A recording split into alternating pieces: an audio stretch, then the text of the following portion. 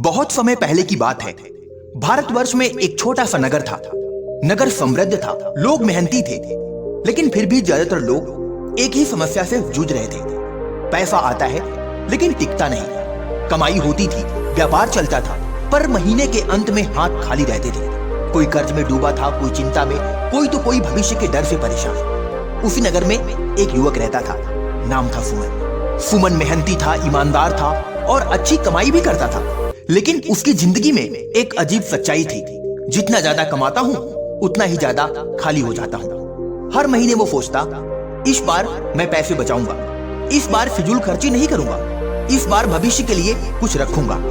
लेकिन जैसे ही पैसा आता, कुछ दोस्तों के साथ खर्च हो जाता, कुछ दिखावे में उड़ जाता, कुछ इच्छाओं में बह जाता और अंत में बचता तो सिर्फ पछतावा। एक दिन उसकी पत्नी ने कहा, कमाई की कमी नहीं है, कमी है तो समझ की।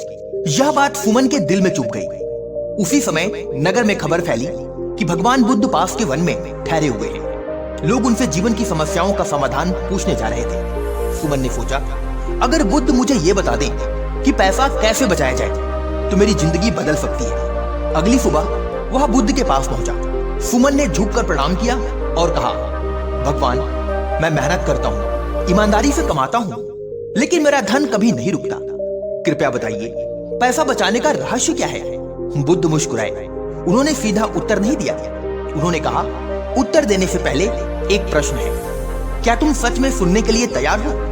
सुमन बोला, हाँ प्रभु। बुद्ध की पहली सीख, इच्छा और आवश्यकता।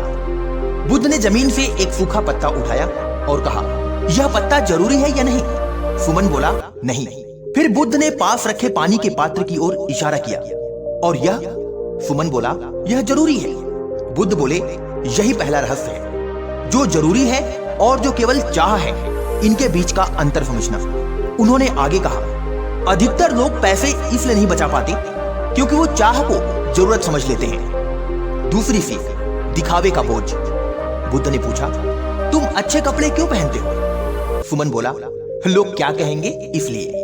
बुद्ध बोले, जब तुम दूसरों को दिखाने के लिए खर्च करते हो तब तुम अपनी शांति को गिरवी रख देते हो। उन्होंने एक गहरी बात कही, जो व्यक्ति दूसरों की नजरों में अमीर दिखना चाहता है वह अपने भविष्य को गरीब बना देता है। सुमन का सिर झुक गया। बुद्ध की तीसरी सीख, खर्च से पहले मौन। बुद्ध ने कहा, जब भी खर्च करने का मन करे 3 सांस लो और स्वयं से पूछो, क्या यह खर्च आज नहीं टाला जा सकता? उन्होंने बताया, पैसा अचानक नहीं उड़ता, वह छोटे छोटे अनजाने खर्चों में चुपचाप बह जाता है। उसके बाद बुद्ध ने उसे एक उदाहरण दिया। एक व्यक्ति था जो रोज नदी से पानी लाता था। उसका घड़ा नीचे से थोड़ा टूटा हुआ था। रास्ते में आधा पानी गिर जाता था। लोगों ने कहा, नया घड़ा क्यों नहीं ले लेते हो? लेकिन वह बोला, पानी तो घर पहुंच ही जाता है। बुद्ध बोले, तुम्हारी कमाई भी उसी घड़े जैसी है। कमाई बढ़ाने से पहले रिसाव बंद करना जरूरी है।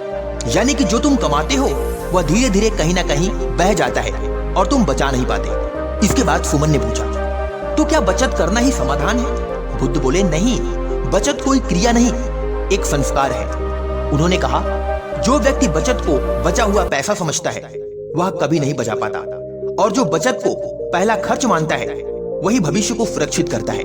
बुद्ध की चौथी सीख, समय की कीमत। बुद्ध बोले, आज जो पैसा तुम बचाते हो वह कल तुम्हें मजबूरी से बचाता है।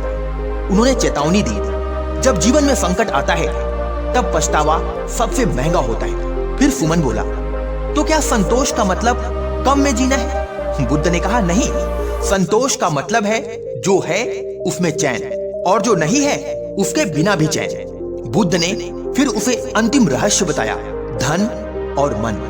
बुद्ध ने अंतिम बात कही, पैसा मन से नियंत्रित होता है और मन समझ से। उन्होंने कहा, जब तक मन भरा नहीं तब तक तिजोरी कभी नहीं भरती। सुमन भगवान बुद्ध की बात को सुनकर बुद्ध को प्रणाम कर वापस लौटा। उसने 3 नियम बनाए।